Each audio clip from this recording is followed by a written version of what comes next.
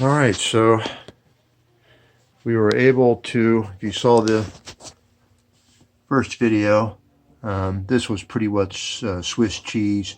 We had to dig it out of there, but fortunately it came out reasonably well. We tied on to the copper. This is not ideal. I would have liked to have dropped immediately with a short nipple or a close nipple and brought it in here and bring this significantly below the water line, but there it is. I'm probably going to do some work later, maybe. We weren't really sure if this is a viable boiler, so we don't want to put too much into it. It is fairly old. There's the rating plate. See, you can see some of the numbers there. It is, according to the book, oversized, so that's good in a way. Somebody else has added the newer ignition module, which is good. This originally had a 67 on there, and it was manual feed, so that's automatic feed, not necessarily a good thing. With what it was doing was just simply adding water merrily away with all the radiator leaks and so forth, and of course the leak there. Now, if you remember, the pressure controller, manual reset, and the operating limit were less than ideal, so we took care of that at least. There was a steel pigtail on this, which was clogged, so now that it's brass, we can check it with this male T here. So you just remove this and blow here and check to make sure this is clear.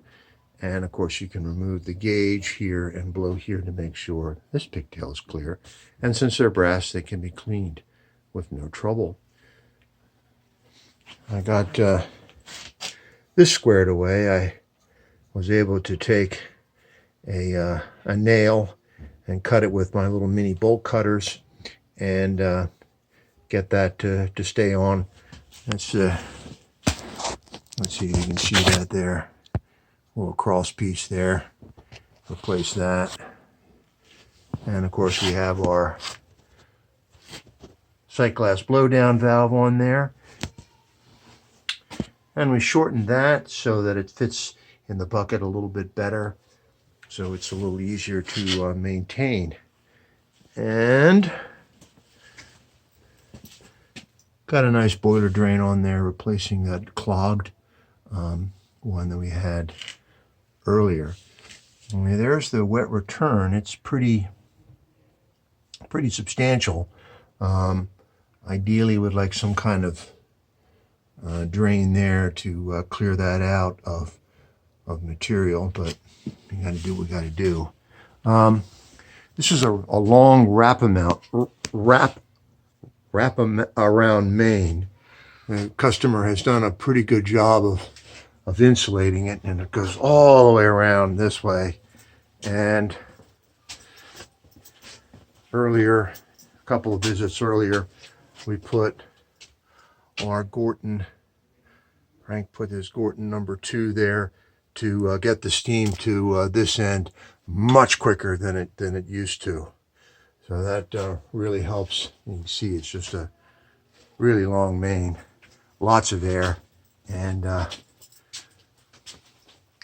obviously left over from the coal era.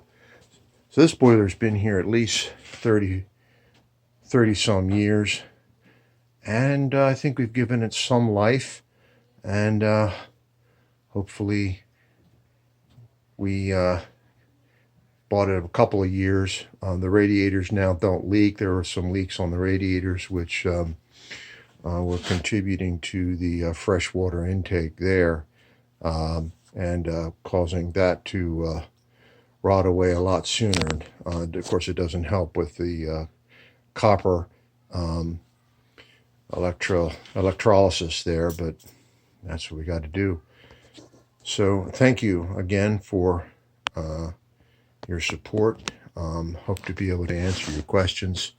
And see you on the next one.